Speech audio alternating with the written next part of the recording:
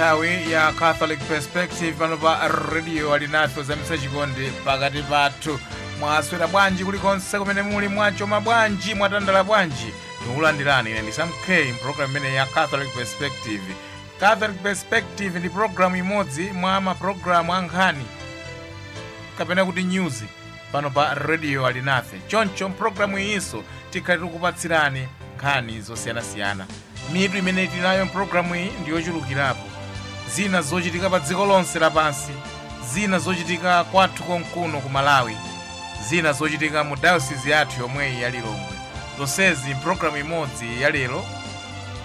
Thokoze kwambiri kuti talandira alendo anthawi zonse programu iyi. Bambo Elias Chizule, muli bwanji lero? Tili bwino Samu, iwe uli bwanji? Ndili bwino. Zikomo kwambiri. Bambo Louis Chikanya, muliko bwanji? Ine ndaswera kaino Samu. Ai, ndaswera bwino. Mnasowa? Mutela bambo. Nga. Ai, taona nasowa ati ndangofika panja kuona maso aona zinthu Kunotuka ngoti sikudusa masiku 4-5 osabwera kudzabwera udzapeza zina. Ndaonaso. Sikuda mdzapezo radio kulibe. Foto sabwera. Ya ili tokoze kwambiri. Programu hii ndimauza omvera kuti mukhala ndithu mfundo zokwana zinayi.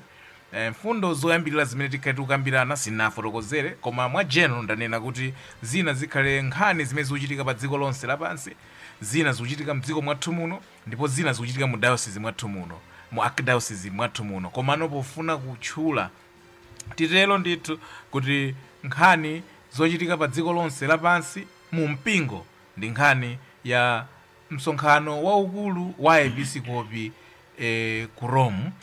Tikhale tikumvapo zimene zikuchitika, komanso titero tikambiranenso zimene zikuchitika mu diocese mwathu muno, mu diocese mwathu muno, komanso kuli sinodiso ya Khristu kulimene ndi tisiyanitse tikayamba kukambirana. Komanso pali nkhani zimene zikuchitika mdziko mwathu muno, pali nkhani yokukhudzana ndi kutsekulira kwa minda ikuluikulu pa Chingereza kuti mega farms. Tikhale tikukambirana program imeneyi, komanso tikhale tikukambirana nkhani yokhudzana ndi kukhudzana ndi akuti pali mphekesera ndipo nkhani zikukambidwa kuti malingaliro alipo kuti mwina nkutheka adimaki iyi jemenero magula mbewu iyambepo kugula mafuta. Tikambirana naso program imeneyi, komanso tikhale tikuunikira kwambiri kuti nkhani si zimenezi kodi koma nkhondo ya ku Israel. Tikhalenso tikukambirana ndiye kuti zochitika pa dziko lonse lapansi. Bambo Louis Chikanya, ndatero mwina tiyambe ndemanga kuti zimenezi tikambirana. Mwayala bwino nkhani. Oho. Chifukwa nthawi sili mbali yathu kuchitika zambiri. Chifukwa chake tikapeza kampata kumanenako zinthu. Chabwino. Chifukwa tikangosiya ndoti kubwera zina mawa. Kubwera zina ndi zambiri zimene zikuchitika. Ndiye mwina pang'ono panzake ngathe kunenako zonsezo. Chabwino. Ndiye timafuna tiyambe tapereka mbiri ya msonkhano waukulu wa episkopi umene umachitika ku Rome, koma mwachangu mwatero kale nthawi fa nkhani zinthu zochuluka. Chifukwa tukamba pano episkopi wa archdiocese ya Lilongwe akuyimirira dziko la Malawi ngati ECM kumeneko. Taifotokozani nkhani kuti kena tifike zimene zochitika. Mmene mwanenera kuti mwachidule masinodi mu mpingo amachitika ndithu. Cholinga cha sinodi nchakuti akuti makhala ngati chida chothandizira akulu ampingo ka papa ka episkopi, chifukwa amaitanisa ma sinodi ndi apapa ndi episkopi. Episkopi ku diocese kwake, papa dziko lonse lapansi. Nde sinodi icholinga cha episkopi kena papa kuti alandireko malangizo kapena unikiridwe njira zina zimene angathe kuyendetsera mpingo pa dziko lonse lapansi kapena ku diocese. Mwina tingopita ku chisanzo cha sinodi ya kuno kwathu ku Lilongwe. Cholinga cha episkopi chakuti papita zaka zingapo chipangireni sinodi mbuyomo zinthu zikusintha ndi kupita kwa nthawi. Nde tentitanitse sinodi fwa ambuye episkopi sikutanga ngokufika basi tichita izi komanso kufuna chakusintha kwa nyengo anoti aitanise wanthu tentionere limodzi nde sinodi. Chimodzimodzi apapa cholinga chawo chinali chakuti mwina tiziyenda ni nyengo. We should move with modernity. Nde anaitanitsa msonkhano wa sinodi kuti amvetserane amatero anu akewo. We should listen, we should discern, kusinkha utumiki wathu. Listening, discernment and mission. Imeneso anawamba mkota kuti communion, participation and mission. Tikhala anthu amodzi. Komanso pamodzipo tizitumikira, tizitengana mbali pazochitika mu mpingo. Komanso tikudziwa kuti nature ya mpingo ndi missionary. The church is missionary in nature. Kuti tenoti tipititse uthenga wa Ambuye Yesu kulikonse. Ndiye zolinga zimene zinapangitsa apapa kuti ayitanitse synod. Consultative too. Kuti amveko kuti kodi anthu akuti bwanji, kuti tingathe kupanga bwanji. Sutanthauza kuti zimene anene aliyense kuja ndoti ayi.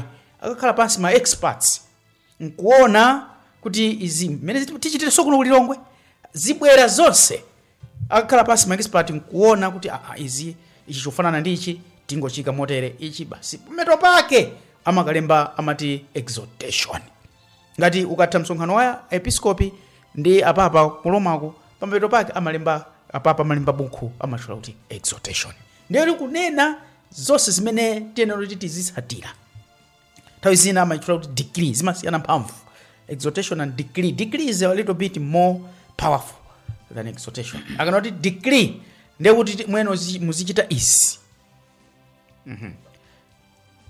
Ndiye mwena ndingopitirizabe I know kuti sitizama kwambiri mu synod. My issues ena amene akubwera apapa poganizira kuti nyengo, kusintha kwa nyengo. Masiku ano kumabwera zinthu zambiri, anthu amabweresa zinthu zambiri.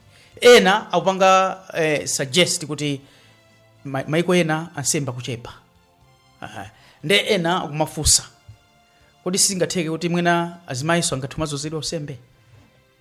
Kodi chifukwa choti usembe kuchepa ndoti asembe ndoti akhala ofunikira. Maiko enawo kumene asembe ndi ochepesesa kwambiri. Kumaiko ena akuti wansembe mmodzi amangenda mwina maparish 3. So kuchepa kwa nsembe ndoti zisonyezo zache zitanthauza chani? Chabwino. Ena mubwera maganizo zimene mphepo ija imene inabwera modabwitsa ija yakuti anthu azikwatirana amuna okhaokha akazi okhaokha. Zikubwera kuchokera even kwa members a mpingo. Bwanji pakhalezi. Nde ena mabwera sema argument kuti AI Bible bwanji ndiyo titsusana ni mawu a Mulungu. Nde ena kubweraso kuti ndiyo ti mawu a Mulungu ofunika tiwachite reinterpret. Tiwatanthauze mawu a Mulungu ofunika titanthauzeleso to suit what they want. Nkhani zina zimene zikubwera ndi modern times. Zimene apapa is right kuitanisa synod kuti tionere limodzi. Kuti zizigwirizana ndi mpingo. Kadino wina wanena kuti mpingo ndi wa Ambuye Yesu. So people should get this. The church is Jesus Christ's church. Nde ena mwina akamapereka magazo amaona ngati mpingo wa abantu. Mpingo watu. Mpingo ndi wa Ambuye Yesu. This is basic. Tiano aliyesa anodziwa. Tikamapereka maganizo watu bwanji chakuti tizikumbukira kuti mpingo si watu. Mpingo wa Ambuye Yesu. Chabwino kwambiri tithokoze kwambiri bambo Louis Chikanya. Bambo Elas Chizule mena kambira bambo kuoneka kuti pali nkhani zimene zakhala zokambidwa zosiyana-siyana. Pena kumamuyika maunkamwa apapa to ayankhula anena inu mungotsatire tinene kuti mwina zimenezi zimene no apapa afuna kuti athane nazo kuti pambuyo pa msonkhano umenewu umene sakupanga extend kuti udzamalizika mu 2024 kuti adzathetsa mwina nkhawa zonse zobwera ndi modernity monga minanena bambo Louis Chikanya. Bambo Elas Chizule. Yeah, ndi zoona ndipo mwina koyambirira nafuna ndingonjezera onena kuti kuzaka zakumbuyo zonsezi amene amakhala nawo mu synod ngati imene amayitanitsa apapa ngati imene ndi ya number 16 amakhala ndi mabishop okhaokha. Ndi amene amakhala ndi mwayi onena nawo maganizo komanso kuvota chifukwa zina azikasemphana ndithu amayenera kuvota. Mwina maganizo akakhala kuti nditse general consensus achokapo pa mfundo imeneyo apita paina koma pamakhala nthawi yonena kuti amayenera kuvota. Ndi amayenera kuvota ndi mabishop okhaokha. Kwa ulendo uno mwina pofunanso kuyenda ndi nyengo apapa atengapo anthu ena amene si mabishop kuti nawonso athe kukapereka nawo maganizo owalangiza nawo apapawo monga masistere komanso akhristu eni ake. Nde alipo anthu otero akhristu eni ake, pali abambo ndi azimayi omwe. Nde nafuna kuti ndifotokoze chimene komanso tipereke ndithu chithunzi kuti sinodi imene tikunenayi ndi mwezi wonse kuyambira pa 4 Oktoba mpaka ndithu mapeto a mwezi uno akhala akukambirana nkhani zosiyanasiyana kuti kodi tingayende bwanji.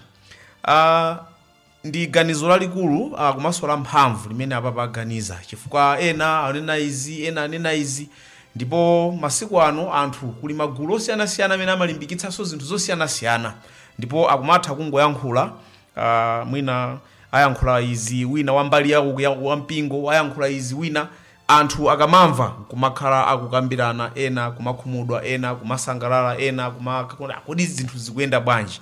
Ndikukhulupirira kuti sinodi imene yayitanitsidwa ndi apapa on sinodality ndi mwayi waukulu woti mpingo wa Katolika ulankhulepo pa nkhani zambiri zokhudzana ndi mmene nyengo zikuyendera padakali pano, mwa zina zimene afotokoza kale abambo Chikanya.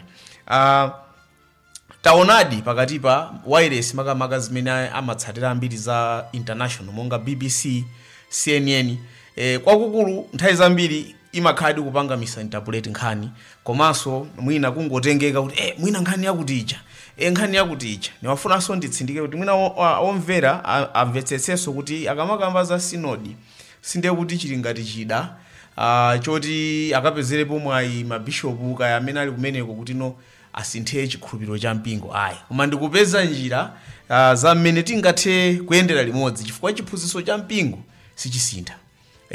Chiphunzitso cha mpingo is based on mawu a Mulungu, is based on ziphunzitso za apostoli zimene zimapezeka so m'Baibulo, komanso makalata amene amalembedwa achikhulupiriro ndi papa komanso maepiskopi madayosisi mwawo amene timati ma encyclical kapena ma pastoreta, amene makalata onso amayenera kutsamira pa mawu a Mulungu. Ndi sindikukhulupirira kuti pamene tikunena kuti tione kuti tiyenda bwanji kuti anthu amene ali ku sinodiko aganize zonena kuti basi mawu a Mulungu aja ichi tikusintha tsopano zikhala chonje. Whatever way imene aganizire kuti kodi tiyenda bwanji ikuyenera kuti iyende limodzi ndi zimene mawu a Mulungu amatani chifukwa anthu ena akudankhawa pamenepo kodi munthu angakhale ndi mphamvu yosintha zinthu plus zimene akumamva mwina mawayiresi amene ndanena kale aja amayiko akunja. Ndi ndimafuna ndatsimikizire kuti sinodi kapena mpingo sichida, it's not a horse yonena kuti no tipangire bulldoze the changing of scripture kapena chikhulupiriro cha mpingo the church faith ndi chiphunzitso chake sichimasintha. We can change njira zochitira zinthu, kachitidwe ka zinthu ndicho linga choti mission iyende bwino, ndicho linga choti kalalikidwe kathu kayende bwino, ntchito ya Mulungu igwire bwino ntchito, koma tiyenerabe kutsamira pa zimene mawu a Mulungu amanena. Andi tinenese pano kuti mpingo is the servant of the word of God.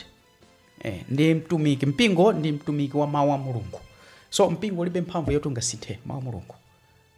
Chabwino ndiye apapa mmene amakonzekera ndi kuti konzekeretsa tonse kuyamba kwa msonkhano waukulu umenewu, anatipempha kuti kulikonseko gwadani pempherani, ndipo mapemphero anayamba pasanafike pa 4 Oktoba, anayamba ndithu mwina masiku angapo pasanafike pa 4 Oktoba, ndipo anapempha kuti kulikonseko gwadani ndithu tipemphere. Very important. Zofunika kwambiri. Ndipo sinodi iliyonse ikamachitika imabweretsanso zinthu zina zimene zimathandizira kwambiri kuti kodi mpingo tsopano uyende motani mu chigawo chimenechi. Ndipo apapa pakuitanitsa sinodi imeneyi ndikudziwa kuti iwonso tikuyenera kuwapempherera ngati mtsogoleri wa mpingo wonse, chifukwa ali ndithu ntchito chachikulu chimene asenza pa mapewa awo kuti audutsitse mpingo mu nyengo imene tikudutsa. Nkhani zimene zatchulidwa apa si nkhani zamasewera, nthawi zina zimatha kubweretsanso mavuto. Chifukwa chake apapa anena kuti tiyeni tipempherere mpingo, tipempherere sinodi, komanso mundipemphererenso ineyo kuti ndithe kuyendetsa bwino sinodi imeneyi monga mmene mwina Mulunguso akufunira. Nde akhristu ndi anthu ena onse akufuna kwabwino ndi kofunikira kwambiri kuti tipemphereredi sinodi imeneyi poyamba kuti zotsatira zake zidzakhalenso zothandiza mpingo komanso kuti zotsatira zakezo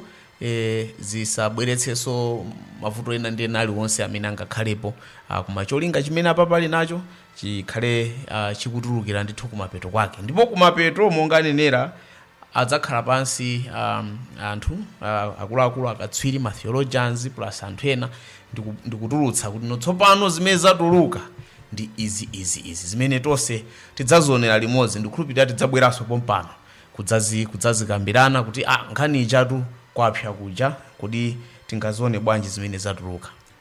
Koma padakali pano anthu azikamba zambiri ena akamba zambiri koma kwa ife tikudziwa kuti zinthu za ku sinodi sungapupulume kuziyankhula yayi chifukwa muyenera kuzilankhula pokhapokha zikatuluka kuja apapa nkuzifomereza ndiye kuti tsopano tikhoza kunena kuti izi ndi zimene zachituka ku sinodi. Chabwino udindo wa Khristu ndi tonse amene sitili ku msonkhano umenewo ndi otani Bambo Louis Chikanya?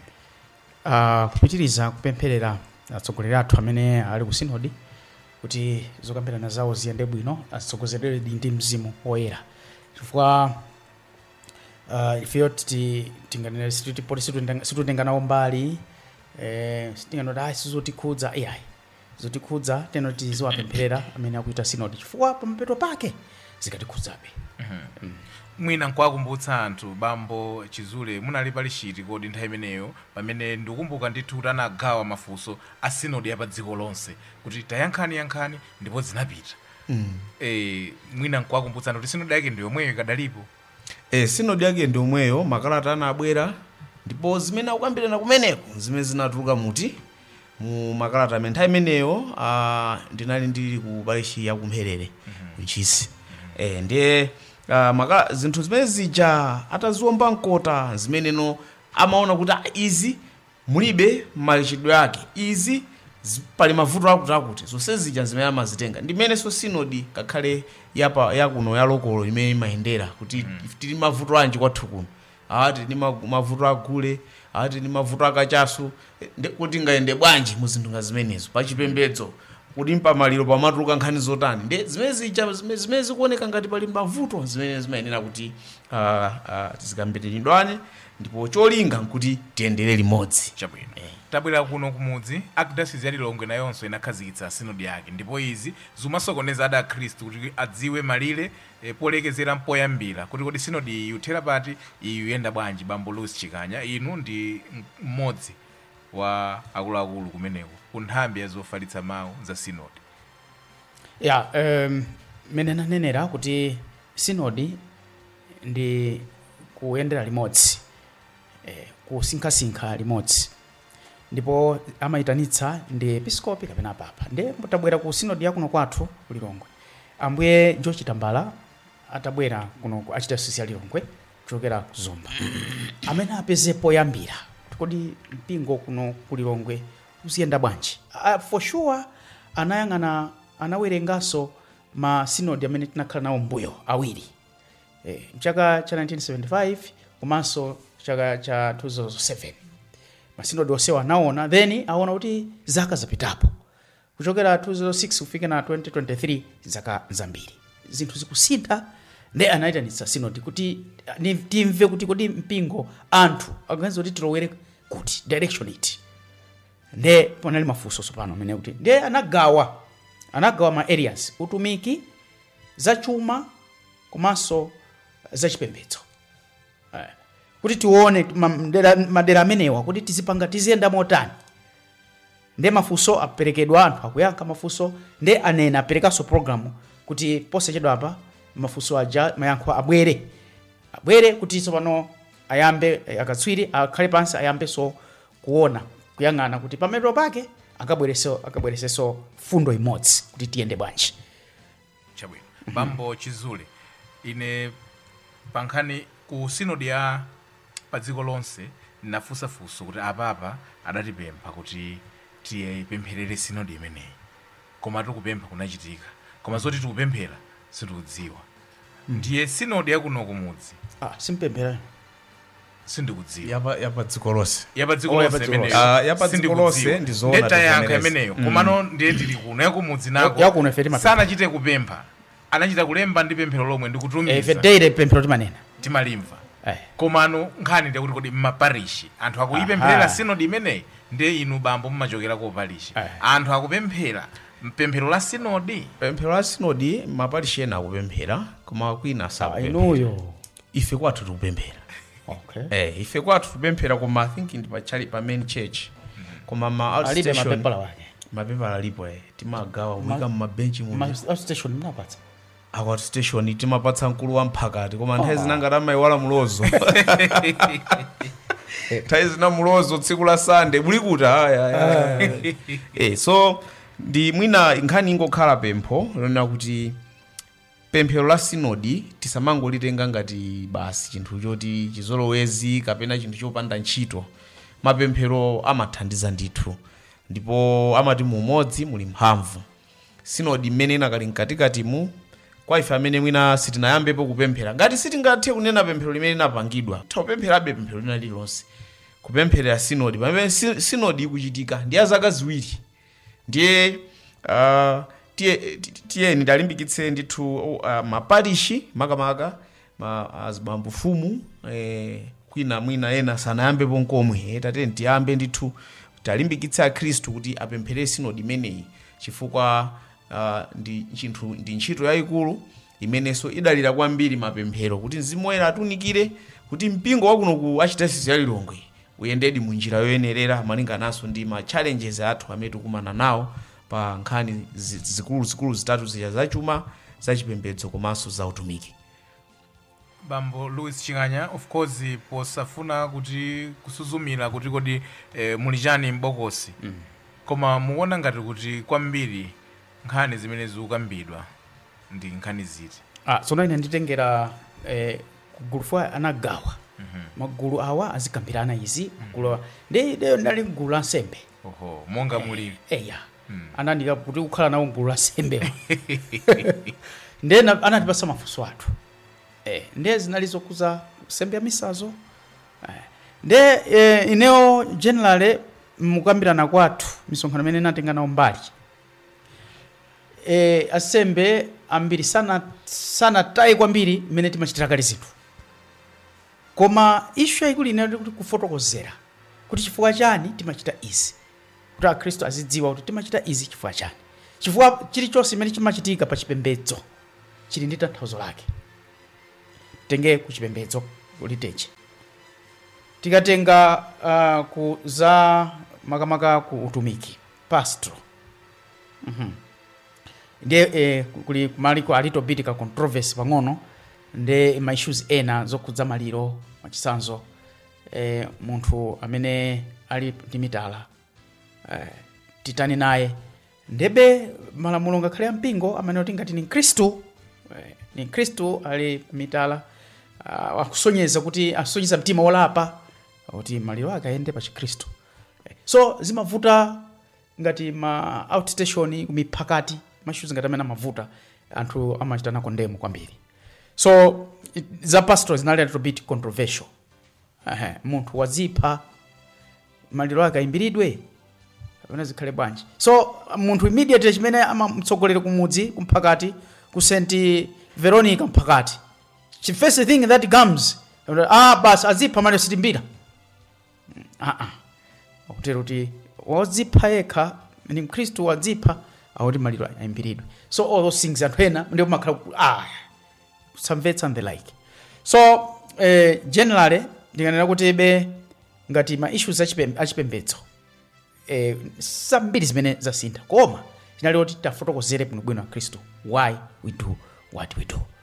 Chabwino Bambo Chizule pali kusiyana kwambiri muzochitika ine ndapangananso participate ngati Mkhristu inanandika mgulu la Khristu kuti ndikambe nawo naliko kuli zinthu zimene zikutuluka zinthu ngati Bambo Louis Chinganya mwakhala mukukamba momvera ndi wireless kunena motsindika kwambiri kuti mukulengeza osatuwerenga osatchula mavesi nkhani ngati imene anthu tulakuti inu fe matinuza zizenga m'Bible ndiye muzitchula mavesi anafusa Chizule sana Chizule nkhani nyanga mwalitchulira Okay, chabwino yankhana chisu.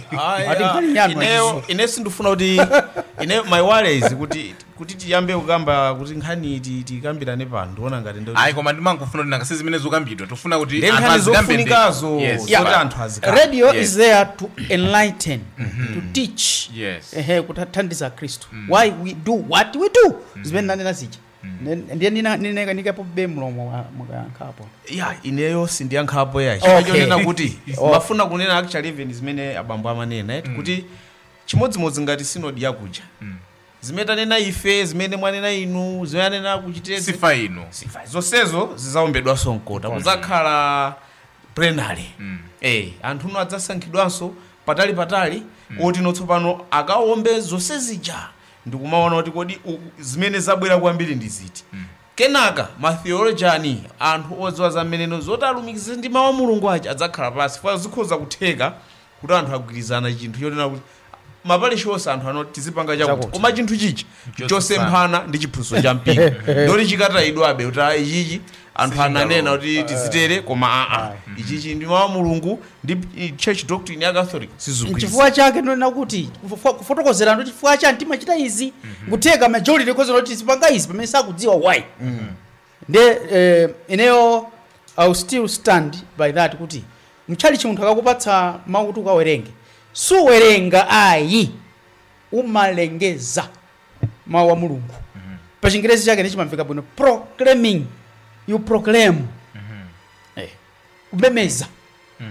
Now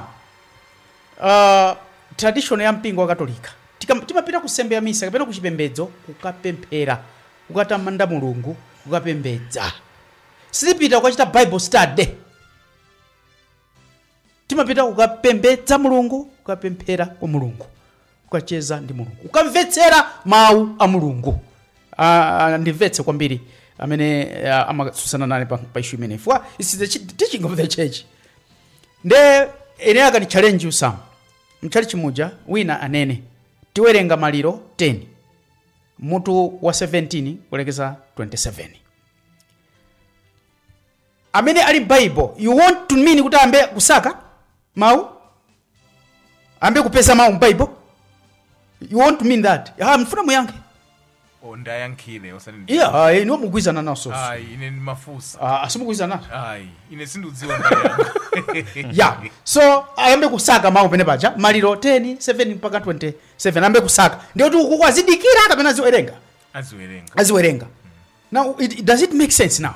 Chifukwa sakumvetsera mawu a Mulungu yuyu. Afuna apeze powerenga. Chabwino.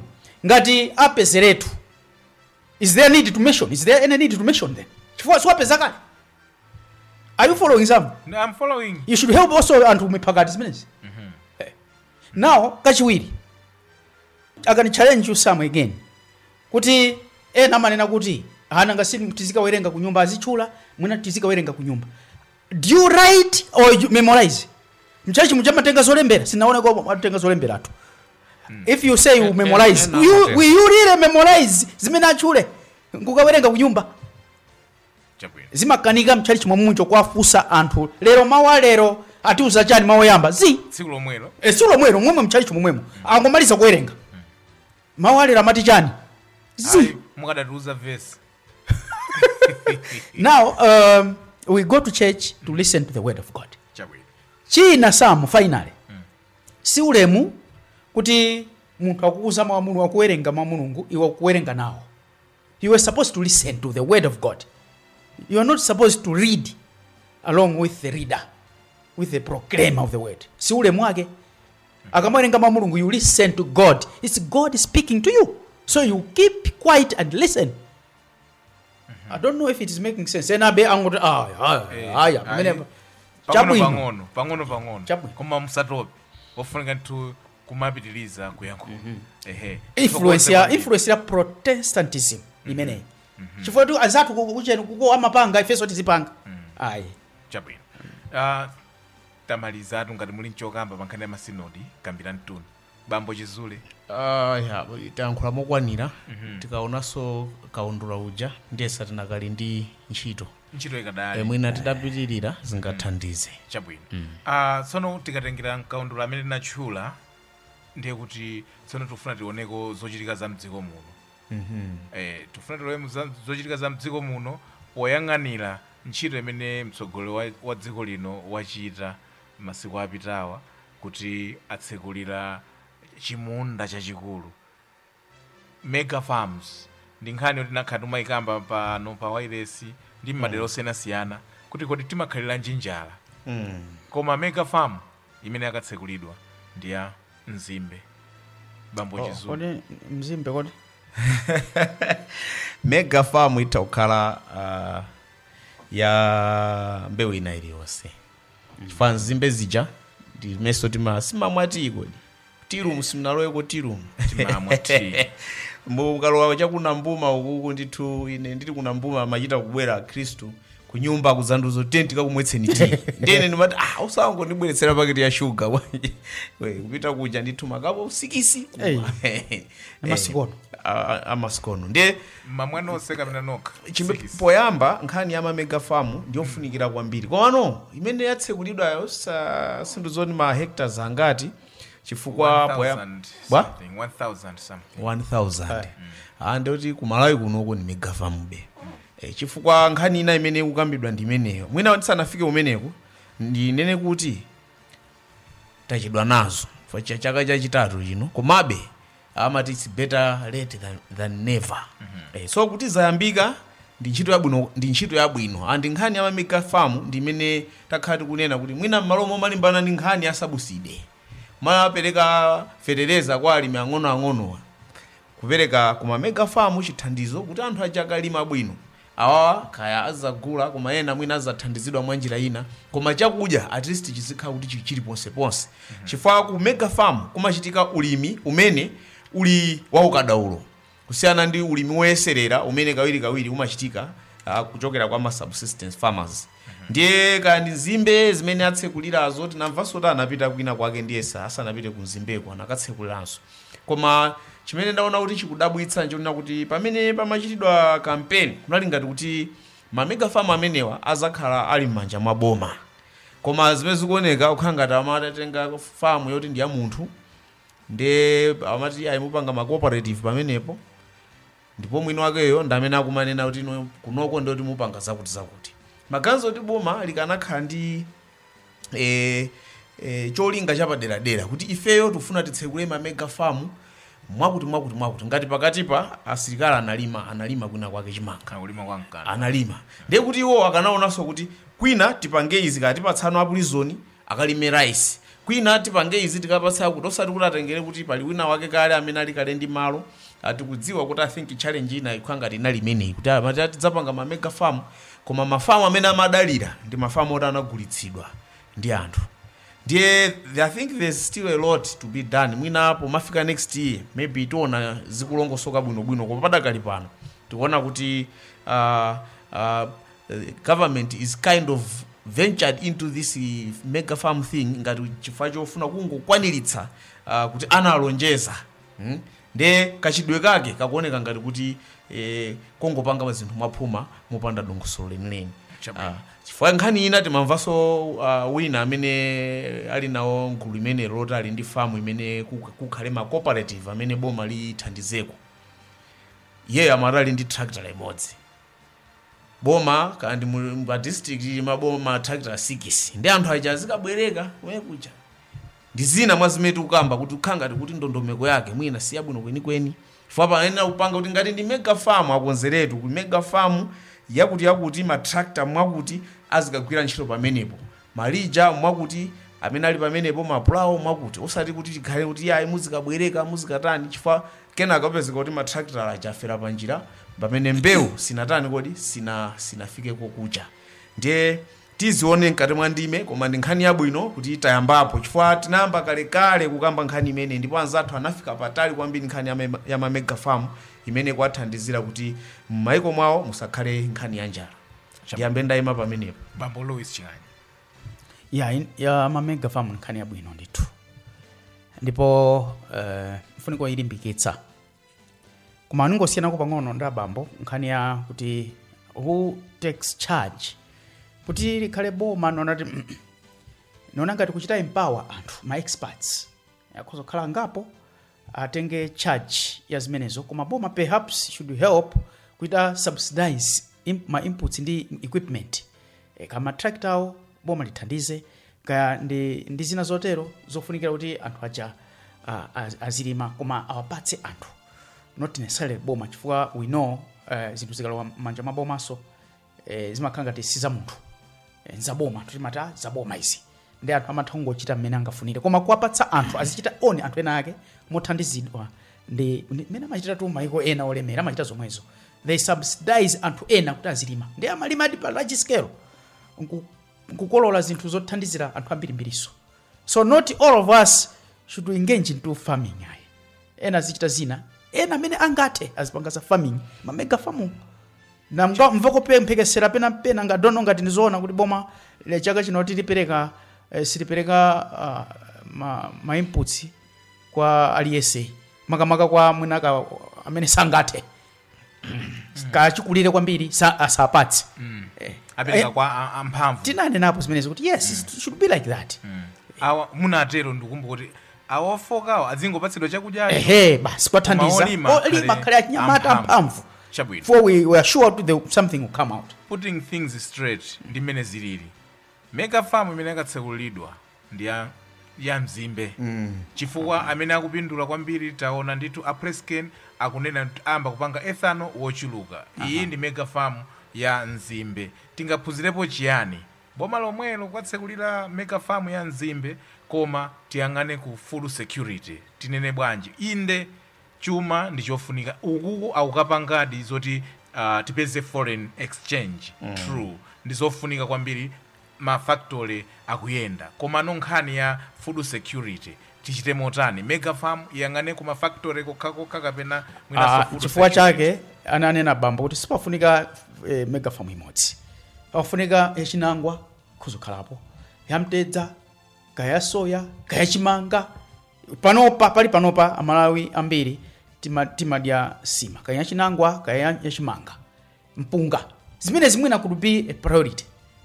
Mwina kumene amalima mpunga tsokulani mega farm, kapena anthu alekale ni malo ale amene amalipanga apangene mpawa azipanga za mpunga, kumene amapanga za chimanga chimodzimodzi, chimanga chinangwa pano ndiyoti ndi cheniso kwambiri, it's a hot food. Mbatata yomweyo mbatata kozo pangaso chimodzimodzi mega, so isakhale mbewu imodzi. Yes, zibe khalepo for it to help us to generate forex. For it is kulisa koma so zinazo zikhalepo titikale food sufficient. Kaka ndi nyama zikhaleponso, anthu amadya nyama. Kuti pakhale mega farm ya nyama ya ng'ombe, nyama ya nkhumba, mbalame izi amadya nkhuku, pakhale ng'ombe za mkaka, ma mega farm azonsezo afunika. Ndiye kuti tikatero tibwera kumene nkhawa yanu inapita ya kuti tikhale ndi food security. Chifukwa chofunikira kwambiri tikanayamba even ku food security ko for Apresken ndiawo, koma mwina Apresken phindu lawo tikudziwanso kuli malamulo kumene kuja amene ndi ma contract amene akhala akupangana zimene zikumavutavuta. Tikanayambira kwambiri zokhudza anthuzi, ma mega farm azakudya za ma grains ndiwo zake. Ndio tikatero ndi mkaka, tikatero ndiye kuti amalawi tiyayika pa moyo wa thanzi woti atha kugwira ntchito yawo bwinobwino yotukula dziko lino la Malawi. Chabwino.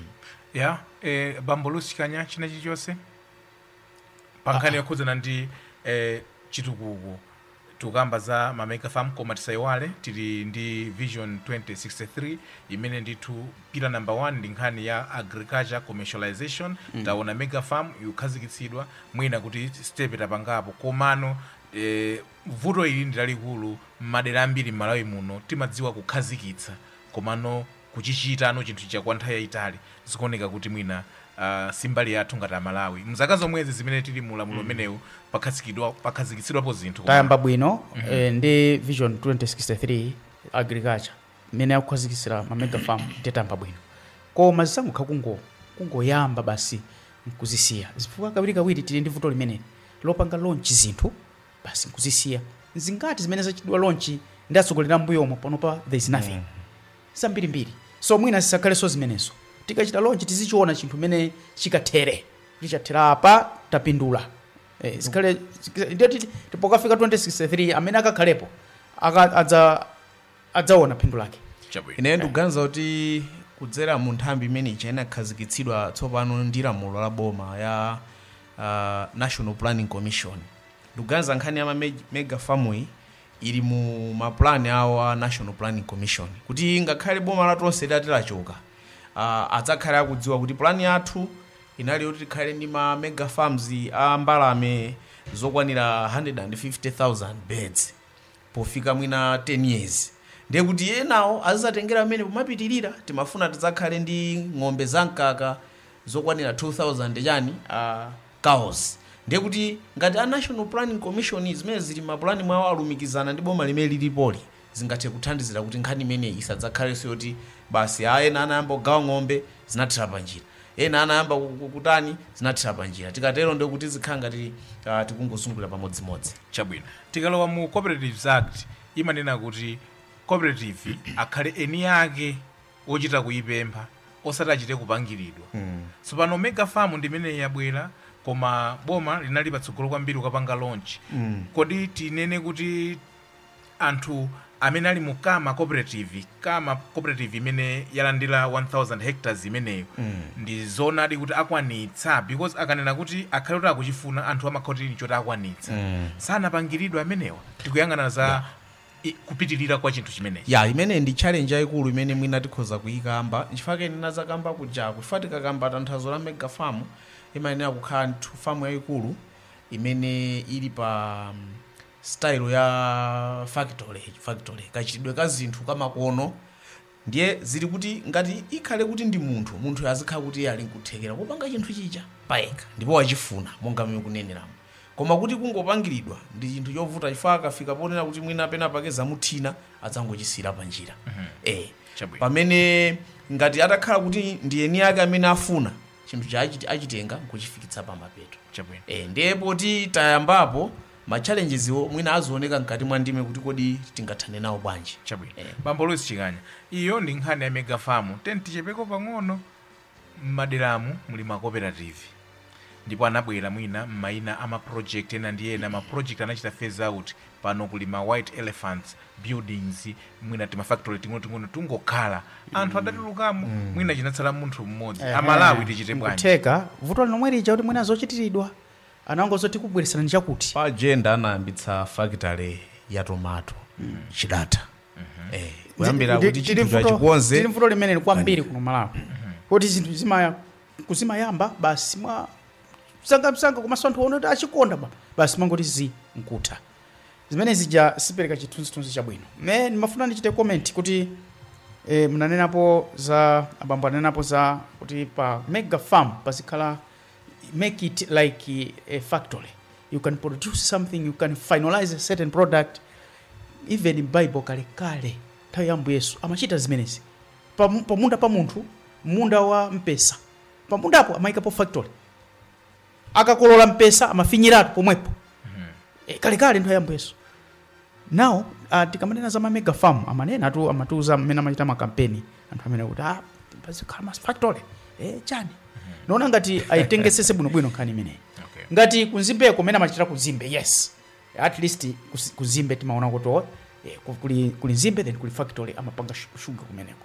Chimodzimodzi chimanga masiku ano chimanga basi tizingochikolola basi bwera nacho tikhozo chikolola chimanga chano chigayitsa nuchipanga paki matumba already. Anthu azikagula ufa. Ansatu kuzambia to ambira maita zimenezo. Amakagula ufa anthu kuzambia sati chimanga. Kumadera konko.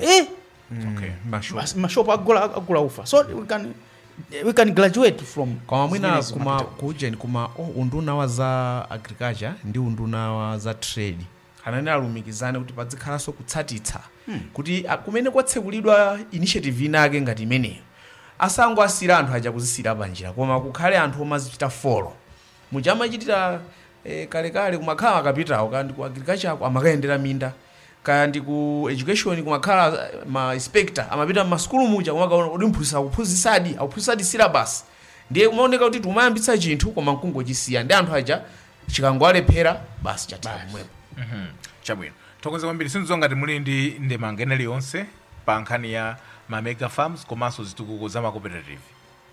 apart from kuti mwina zigwiza ngati Nadimark ngayona chifukwa ndi umene tufuna ulowa tsopano chamwe ngati apo tatero ndiye kuti omvera pano patsopano nkhani zimene tinali nazo programu iyi ndizochulukirapo tikulowano nkhani imene yamveka kuti Nadimark ikulakalaka kapena ikupemphedwa kapena yauzidwa kapena ikuganiza zakuti iyambe kugula mafuta ndiyoyo kuti mwina ithandizire vuto la mafuta amene akuchitika mdziko muno. Kuona mmene Nadimark inachitira mbuyomu kufika napoti inagwiririka kenako yayambika yadzuka kumene khangati kuti kapena koma ili mavuto ndithu kuchimangako suti achita kalikonse ayi koma kuti aulingalira kuti ayambe nkhani ya mafuta. Nkhani tikhozotero tinjaboma kutengera ndimene zikumvekera kuti mwina Nadimark akuchita mopemphedwa malingaliro amenewa mukati mukafukula ntchito ya Nadimark cholinga chimene ayambikira komanso mwina ndimene inafikira kuti yafikapo. Ndikhozopereka chitsanzo Nadimark ndimene inayamba kugula fodya m'Malawi muno.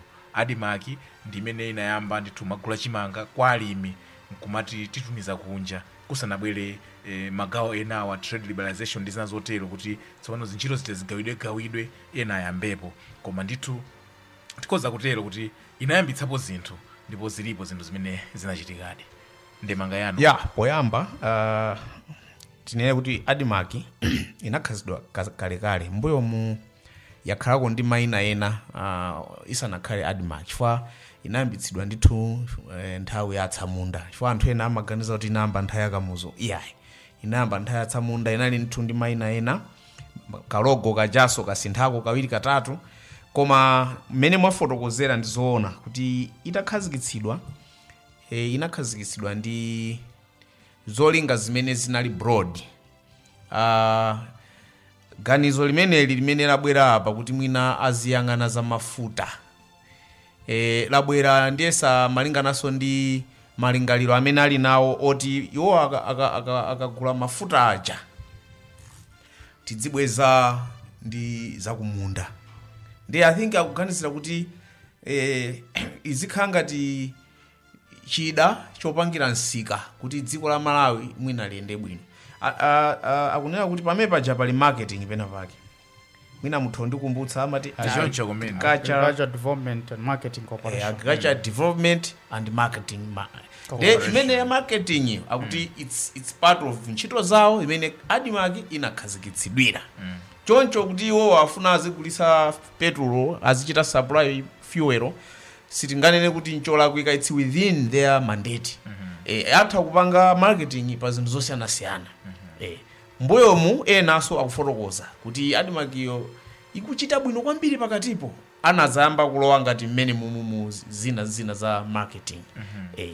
Mwina kuza anthu kumene mwina alime agulaso umwewo ndi zina zimene amazifotokoza pamene Nadimark inali ndithu ikuchita thrive kumapanga maprofiti ndi kumayenda bwino. So ndemanga ndiyakuti ndemanga imene mafuna opereka ndonena kuti inde marketing ndi mwina ndi ntchito ya odi koma mwina padakali panopo mwina si nthawi yabwino kuti atani kodi ayambe ntchito ina ti apatse ntchito inaso pamene akulephera kale kupanga the basic imene ayenera akhala kuchita mbuyo mwina kugula chimanga ndi kugulitsa chimanga Malawi gula nyemba ndi kugulitsa nyemba akulephera already that ndekuti tayikiswe ntchito ina pamwamba pawo tikunena kuti mwina tikhanga tikuti chapatsa katundu olemetsa ndipo mwina panopo tikhozonoti athakale ndewe agwira bwanji ntchito yonena kuti already they are failing. So nkhawa ndi imeneyo kuti someone who is failing even to swallow aphala ndeti kampatsa simano atafuna ameza ndi zinthu zovuta kwambiri. Ndiye pamene pali nkhawa Nadimark ikanayamba kaye kupanga improve zimene iwo za basic zimene amayenera kupanga akakha kuti akwanitsa zimenezo that's when we can think of giving them something else choti apange phatikizira pa ntchito zimene akugwira kale. Chabwino bambo Lois Chikanya amene akambira bambo Chizule kuti mwinatu iwo awakonda kuti nanga si amagula mbewu ndiye mwina deal imene apeza ndiyoti azisinthana mbewu tsono leta azingotenga matumba kumangotumiza iwo alandira mafuta.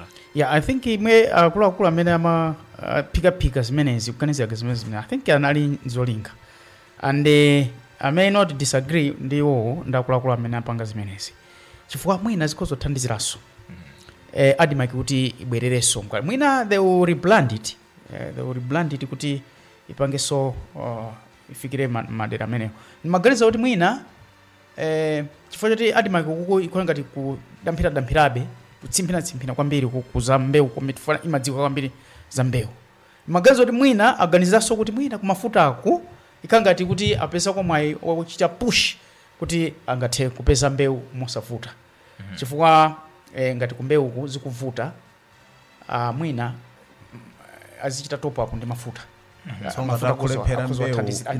they will have to restart patati achita rebrand kuyambaso kuti tikuyambira kupanga izizi chifukwa pali pano ADMAC ibe tinoti it's almost chifukwa nkhawa ina imene ikubwera nkhani za mafuta azi samu ndizonena kuti boma pakatipa kumafuta ndi kumbewu kumbali ziwirizi kumafuta ndi kumbewu kwakhala kuchitika yoti madilu odabwitsa amene akhala kuchitika zimene Ministry of Agriculture OPC ndi our NOCMA mangosasirana kuti afotokozere amalawi bwinobwino sizikuveka bwinobwino ndi apa kukamva kuti okay tsopano ADMAC atifunanso yambe pokhapokha mwina atafotokoza bwinobwino kuti kodi zimezi azikonza motani anthu ena ayamba kale kukayikira kuti kapenanso mwina palika kenaso kadilu kamene kachitika ifo pakatipa pakhala pachitika nkhani zosiyanasiyana za kubuchara za chimanga za mafuta zokhuzana kaya kuti kunokima zachani ndi apa zukhanga tino kumafuta ndi kumbewu kukhanga tikukalumikizana koma sipakufotokozedwa bwinobwino ndiye atalonjeza kuti mwina afotokoza patsogolo zikapya kuganza kuti mwina afotokoze bwinobwino kuti zitani koma nkhawa ndi yomweyo kuti ADMAC yatsimphina kwambiri yatheratu kuti imeneyoyo tikayipatsanso chinthu china kuti zikhala bwanji kodi amene amaoda mafuta amene amatipangira supply mafuta zavuta pati kuti tsopano akanene kuti tsopano mafuta awa amene opanga supply alephera si mafuta kumavuta kuti sati ndi forex nkhani yakuti forex forex ili yapo koma kwapezeka kuti boma lapeza mpata pena kuti inu ngati muli mbewu tipatseni zokwanira tizopatsani mafuta pamene pavuta mpoti kuti atitolere mbewu ndani nangati kuti titumize mafuta azibwera okay pamene pakona nkhani funso lina lotsatira mwina msana funso china on the other hand boma lathu lili reputable kwambiri ku nkhani yosokoneza very important departments kumafuta chabwino kufetereza kumbewu kuku nde akupangaso zimenezo komweko kumene they are reputed kusokoneza kwa basi nde tukayikira sopano kuti mwina aononga koso mwina ndi angofuna kuti tichitenga talowera ukuku mwina aononga tu wakufa sawo pakuola waola kale chabwino nali ndi funso kuti bambo Chizure kufa munafotokoza bwino when ADMAC was thriving zimayenda zimatani ADMAC inachita ilapati chifukwa tisaiwale kuti boma ili lilipo ili litabwera ndi amene adanena kuti ADMAC taithetsa adakamba zambirimbiri kulizi pano afuna nokuyipatsa tisanaone kuti yadzuka ADMAC ija monga mwanena kale ADMAC inachita ilapati bambo ndimuona ngati kuti ADMAC andale anayigwitsa ntchito ngati chida choti basi kungosewerako muchati makamba nthawi ina kuti kumapezeka chimanga kumeneko koma basi kupezeka kuti sichigulitsidwa ndi kumadabwa kuti bwanji antchito ali komweko sichigulitsidwa tikumamva kuti anthu ena akakhala ndi mbewu akagulitsa kumene kuja maprofiti ake amapita kuti takhala tiona magamoto ADMAC akupita kunyamula anthu achipani takhala tikuwaona malole ADMAC anamula anthu achipani apita kuti kusonkhano ndiye ndinaona kuti ADMAC mwina inachitayira pamenepo kuti malo moisi ADMAC chakuti izipanga zothandiza Malawi anthu ena anayitenga kuti ayigwiritse ntchito kuti kukhale kungosewerako in the end inakhale ingolowa pansi mpaka na kumalizikira ndi kudilizikiratu ngati mene adilizikira pano kumafika polephera anachotsa ntchito anthu akulephera kuwapatsa ngakhale ndalama zoti zimene anawachotserazo anthu aja nkumavutika ndiye kuti yadirizikiratu imeneyo kunetu kulibe kalikonse pakatipo tinamvota amafunika bail out yoti iyambenso kugwira ntchito mwina bomaso libe ndalama loti apatsewo ndiye mwina pamenepo maganizo aine ndi amenewo kuti chifukwa cha zimene takhala tikuonazo inachitayira pamenepo koma mwina si iwowo mwina mangozidwaso nanga sindi nthambi yotinso kuli mabwana mwina amene anachitaya ndi adindo amene amanganira chani adimakiyo bambo Chikanya muli ndi ndemanga iliyonse pa nkhani ya adimaki athu ifuna yambogula mafuta niona ngati adimaki tinakayipatsa mwayi kuti takasuke izicha chilichonse chothandiza zogulitsazo zogulagula chilichonse imene akhoza kugula kupeza maprofits agwiritse ntchito mwayi umenewo inali kuti ndiye anaona ndale kuti uko kuli ndalama anayilowerera zimene amene bambo Chizule nkumayikako anthu moti adimaki zikagula anthu azigula iwo nkumakagulitsa kwa adimaki kunali anthu ochepa ali ndi matanke azikayika kuti kuje kunokima komweko nokima ndi nkhoko ya boma adimaki akagula azikayika chabwino iyi ndi nkhondo ya ku Malawi yosowa mafuta nkhondo yosowa chakudya kuno ku Malawi koma ndi zotsatira za nkhondo ine naliko ku Ukraine. Malawi anavutika kwambiri chifukwa chake chinali nkhondo ya ku Ukraine.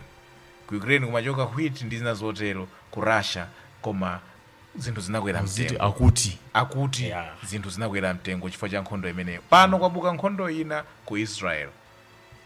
Kodi nkhondo imeneyi yambike fwaja ya ku Israel ndi Palestina yadzana. Isi kuti tuyambika dzana. Si yadzana. Yakalekale zedi yamapumulira kuyambaso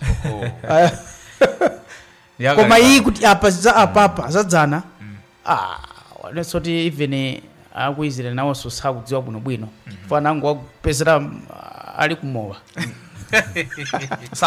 nkhondo imeneyi monga tikunena tikatengera pa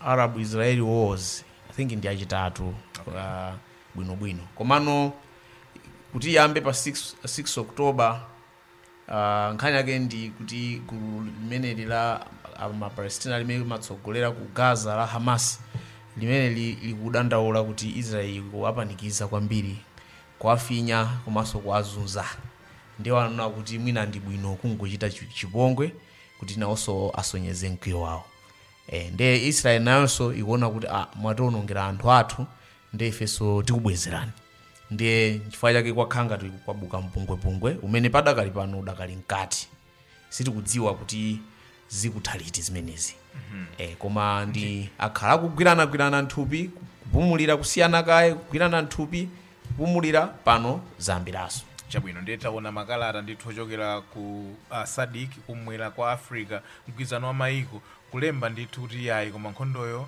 chonde mkadaganizira nako kuti isapitilire yayi ife tikudza bwanji ngati Malawi nkhondo ya ku Israel nkhondo ya ku Israel itikhudza nanga simuja mmanenera kuti ngati panopo ndiye kuti ndege zimene zimapita ku Israeleko azimitsa zambiri zimene mwina zimatenga anthu zafika kuno potenga zinthu kubweretsa kuno Israel ndi Malawi ndi ubale wawo wabwino kwambiri komanso mwina maneighbors athu amagwirizananso mwina ndi anzathu achi Palestina amene aja ndiye kuti zonse zija malo moti anthu aja tizithandizana nawo bwinobwino mapezeka kuti iwo aja ali concentrated pachani pa nkhondo yawo ija sanganene kuti Malawi timapangira ka training kuti just last month munaona kuti panali nyamata wina amene mudzi wonse unamperekeza amapita ku Israel kuchokera kudowa uku mudzi wonse unamperekeza wakubunda uku akubunda college amapita chaka ndi chaka ku Israel amakaphunzira kumene komanso anthu athu a security ndi ambiri amakaphunzitsidwa ku Israel ndiye kuti tamva olemekezeka I think Minister of Homeland Security akunena kuti apanga arrange kuti anthu amenewa onse Malawi abwereko ndese abwera kale zonsezo ndiye kuti zisikhala zikusokonekera pale anthu ambiri amapita mayiko ngati amene aja Palestina ndi Israel zonse zimakhala ngati zimakhudza zipembedzo zitatu zikuluzikulu Chiyuda, Chikhristu, Chisilamu zimene kwathu kuno tili kwambiri ndi Chisilamu ndi Chikhristu anthu amakhala kupita kumene kuja kumakapanga pilgrimage ulendo wa uzimu zonsezo ndikukhulupirira kuti ziyima zichitikanso chifukwa choti kumene kusiku libwino padakali pano ndiye pali zambiri zimene zingatikhudze kuphatikizirapo kuti Amalawi ambiri ndi anthu ena akukhudzidwa chifukwa anthu aja akufa ambiri ndi mabwera ndi bambo amene timabwera kuchoka ku nyumba kuti maona kuti awathimitsa mapalestina ajawo ali mundima padakali pano komanso akugwetseredwa manyumba ndeti koma anayamba nachana anthu amenewa ndi zinthu zobweretsa nkhawa ndi malingaliro kuti kodi anthu kuyambana kufika mpaka pamenepa anthu okhalana pafupi ndi pafupi chifukwa chani ndiye pali zambiri samu zimene zingatikhudze ife ngati anthu awana dani ovuta ali pa chidani choyipa chitisa chisoni kwambiri akudulana makosi ndithu zitikhudza kwambiri samu zitikhudza kwambiri palinso katundu wina tu amene amachokera ku Israeli kubwera kuno mankhwala ndi zina zotero ku Israeli tu kulakatswirika kwambiri madokotala so alipo madokotala ena amabwera kungobwera ma volunteer kuzagwira ntchito zipatala zina ndio apo pazivuta so we'll be affected now they are concentrating kuti ateteze moyo yawo ateteze abale wawo all those things so sizabwino chabwino ndikuthokozeni kwambiri nkhani zonse zimene ndakonza mwazikhudza koma tibwereza mwachangu kwambiri takambirana nkhani za sinodi sinodi yapa dziko lonse imene aepiskopi ali ku Rome tukamba yapa kuyambira pa 4 October mpaka pa 29 October akhala akusinkhasinkha komanso kukambirana pa nkhani zambiri zimene maiko amumpingo atumiza kumeneko ngati makontinenti atumiza sindidziwa ngati pali ndemanga pa nkhani ya sinodi ya pa dziko lonse imene tikutseka tibweramo mu mitu yonse ife tingowafunira zabwino amene ali ku sinodiko ndipo tipitiza kuwapempherera ndipo tiyeni apempherere atsogoleri athu muja munanenera ambuye Tambala ali komweko nde tikuwafunira zabwino ndipo tikukhulupirira kuti ziyenda bwino kumeneko chabwino tokoze kwambiri sinodi yakuno ku Lilongwe bambo Louis Chikanya amene sanamalize timalizitse chifukwa posachedwa apa atumiza ka timetable akuluakulu kuti ziyeno tiziperekedwe zonse zibwere pamodzi ndi amene sinamalize tiyeni kwangule bwino tibweretse mayankho kuti zonse ziyende bwino chabwino tinalowa nkhani zokhudzana ndi zochitika mdziko ma mega farm ayambika ku Malawi nkhani yokoma kwambiri natero kuti nkhani yabwino koma funika tikhale serious Malawi timachuka nde kuti kuyamba zinthu koma panga ujeni kwambiri koma basi mkatikati tatopa chabwino so tiyeni tilimbikire tigwirisise fwa kuma mega farm kumene kumatipasa zakudya komanso kumatipasa ndalama chuma bambo Chizule nkhani yokhudzana ndi Adimaki kuyamba kufuna kugula mafuta imeneyi ayiunikire bwino akambirane mwabwinobwino moona mtima naona ngati kuti mwina chilungamo chikukhala ngati chikuphimbika chani koma ngati akuona kuti nchinthu chothandiza achizukute nthambi zonse ndipo akachizukuta adziwitsa Malawi nchifukwa chani afuna Adimaki yambe kugula mafuta ndipo achita njira zotani kuti iyo ikuoneka yafoka kale ngati akuona kuti akachita way zothandiza maybe they may pursue that koma nkuona kwanga ndikuona ngati kuti pasowekera ntchito yayikulu ndiofunika kuunika bwino zonsezo chachikulu nchoti Malawi tizikhala ndi chakudya chokwanira komanso tizikhala ndi mafuta chabwino timalize ndi kukhudzidwa ndi nkhondo ya ku Israel imeneja adziwa nchauta Sam imeneja nkhondo adziwa nchauta munthu sungalowerere ukufapo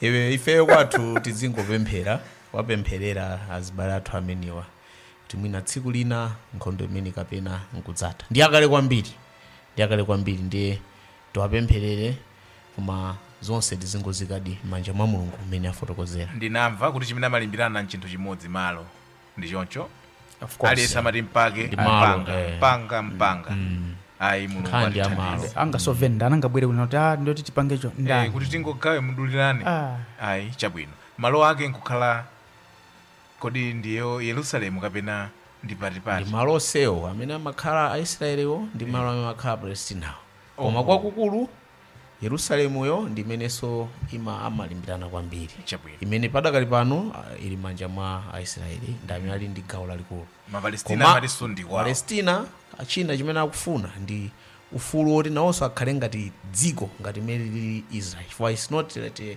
state yeniyeni ayi Israel imakhala ngati kuti yoyo kuchokera 1967 when kunali nkhondo inapanga kupai malo aja iwo amakhala koma imakhala ngati kuti adakalibe pang'ono pasi pa ulamuliro wake. pamenepa ndi pamapeto pa programu yathu ya lero Catholic Perspective takambirana nkhani zikuluzikulu zoposa ndithu zinayi ngati sizisanu konse. Takambirana nkhani yokhudzana ndi masinodi awiri, sinodi ya pa dziko lonse imene aepiskopi pa dziko lonse akukumana padakali pano, ayamba pa 4 October amaliza pa 29 October, koma msonkhano onse udzatha mchaka cha 2024. Tili ndi sinodi yakuno ku Lilongwe nayonso ili mkati akuti posachedwa pa akhala akusintha mafezi kuti tsopano tilowe fezi zina. Zonsezi tazikambirana. Takambirananso nkhani yokhudzana ndi ma mega farm amene masiku apitawa ndithu president wa dziko watsegulira mega farm ya malo oposa 1000 hectares pamene akhama cooperative ndi kumene akhale akugwirako ntchito kulima mizimbe ndi kumagulitsa ku Prescan. Takambirananso nkhani yokhudzana ndi malingaliro maganizo oti boma liyambe kugula mafuta osinthana ndi mbewu kudzera ku bungwe la Adimaki. Nkhani iyi idakali m'maphephe sinafike pake pempene. Takambirananso nkhani yokhudzana ndi nkhondo ya ku Israel. Zimenezi zimene tinali nazo mpulogalamu ya lero Catholic Perspective, ndipo mpulogalamu iyi tinali ndi bambo Louis Chikanya. Bambo zikomo kuti mnabwera. Tathokoza. Zikomo bambo Chizule, zikomo kwambiri. Zikomo Sam. Ndithokoze kwambiri Eric Mkwaira pamakina pamene ndithu akutithandizira kuti zithunzi zathe kuoneka malo ena ndi ena, komanso mothandizana ndi brother Julius Chalunda. Ine ndi Sam K. Zikomo kwambiri kuti tinali limodzi mpaka tsiku lina limene zakhale limodzi. Ndapita.